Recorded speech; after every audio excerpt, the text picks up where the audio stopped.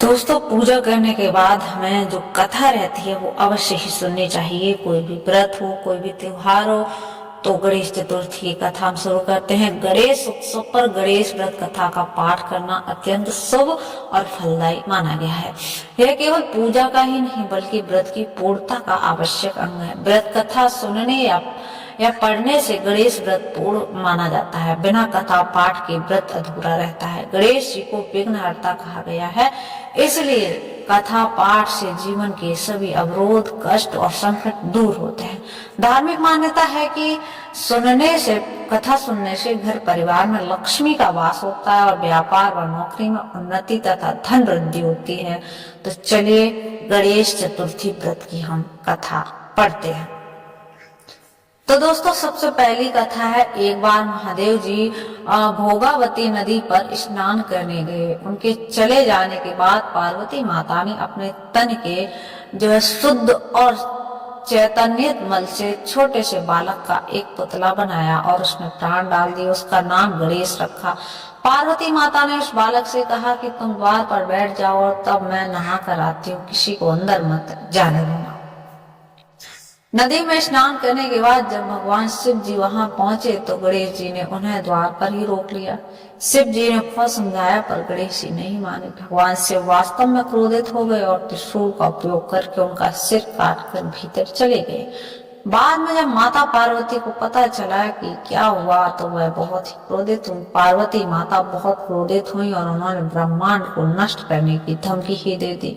उन्हें शांत करने के लिए भगवान शिव ने अपने गणों को सबसे पहले जिस जीव को देखा उसका सिर लाने के लिए भेजा। गणों ने उत्तर दिशा की ओर लेटे हुए हाथी को देखा। उन्होंने हाथी के सिर को लड़के के धड़ पर प्रत्यारोपित किया और उसे पुनर्जीवित कर दिया। तब शिव ने उनका नाम गणों का प्रमुख गणेश रख दिया। देवताओं ने गणेश को तमाम शक्तियां प्रदान की और प्रथम पूज्य बनाया। यह घटना भाद्रपद माह के शुक्ल पक्ष की चतुर्थी को हुई थी, इसलिए इस तिथि को पुण्य पर्व गणेश चतुर्थी के रूप में मनाया जाता है। दोस्तों, अब बताते हैं गणेश चतुर्थी की दूसरी कथा। पूर्व काल में राजाओं में श्रेष्ठ राजा नल थे। उनकी रूपवती रानी का नाम दमयंती था। जो दमयंती थी, शाप बस राजा नल को राज्यच्युत खोना पड़ा और रानी के वियोग से कष्ट सहना पड़ा। तब दमयंती ने इस व्रत के प्रभाव से अपने पति को प्राप्त किया। राजा नल के ऊपर विपत्तियों का पहाड़ टूट पड़ा था। डाकुओं ने उनके महल से धन, गजशाला में हाथी और घुड़शाला से घोड़े हरण कर लिए थे तथा महल को अग्नि से जला दिया था। राजा नल भी जुआ खेलकर सब कुछ हार चुके थे। नल असहाय होकर रानी के साथ वन को चले गए।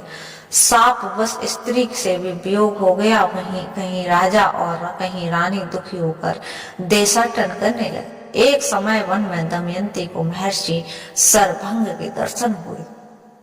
दमयंती ने मुनि को हाथ जोड़ नमस्कार किया और प्रार्थना की, प्रभु मैं अपने पति से किस प्रकार मिलूंगी। सरभंग मुनि बोले, दमयंती भादों की चौथ को एक दंत गजानन की पूजा करनी चाहिए। तुम भक्ति और श्रद्धा पूर्वक गणेश चौथ का व्रत करो, तुम्हारे स्वामी तुम्हें मिल जाएंगे।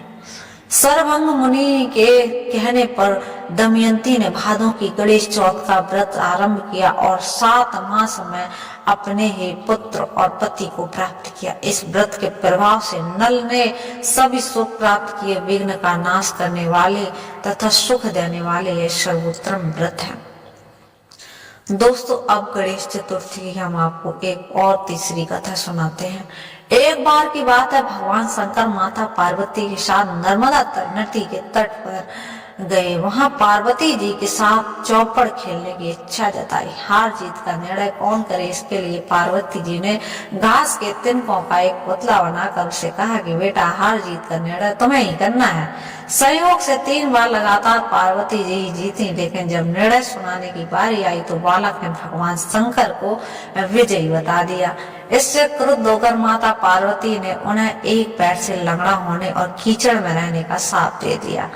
बालक ने जब अपनी अज्ञानता के लिए माफी मांगी तो माता पार्वती को उस पर दया आ गई और उन्होंने कहा कि ठीक है, जहाँ नाग कन्याएं गणेश पूजन के लिए आएंगी तो उन्हें उपदेश से तुम गणेश व्रत करके मुझे प्राप्त करोगे। इसके बाद वह भगवान के साथ कैलाश पर्वत पर चली गई। लगभग 1 वर्ष बाद सावन मास में नाग कन्या गणेश पूजन के लिए वहां आई। नाग कन्याओं ने गणेश व्रत करने की विधि उस बालक को भी बताई, तो उसने भी 12 दिनों तक गणेश का व्रत किया। गणेश जी उस बालक के व्रत से प्रसन्न हुए और उन्हें मनोवांछित फल मांगने का वरदान दिया। बालक ने कहा कि भगवान मेरे पैरों में इतनी शक्ति देगी वो कि मैं खुद से चलकर कैलाश पर्वत पर अपने माता पिता के पास जा सकूं। भगवान गणेश जी ने बालक की इच्छा पूरी की, जिससे बालक कैलाश पर्वत भगवान शंकर के पास जा पहुंचा। जब भगवान ने उससे पूछा कि वह यहाँ कैसे आया, तो उसने गणेश व्रत की महिमा बता डाली। नर्मदा नदी के तट पर हुई घटना के बाद से माता पार्वती भी भगवान शंकर के अप्रसन्न चल रही थी, इसलिए भगवान शंकर ने भी गणेश व्रत किया। तो माता पार्वती भागी भागी उनके पास आई और पूछा कि आपने ऐसा क्या किया कि मैं आपके पास भागी भागी चली आई। तो उन्होंने गणेश व्रत के बारे में बताया। इसके बाद माता पार्वती ने गणेश व्रत किया, जिससे उनके पुत्र कार्तिकेय उनके पास आ गए।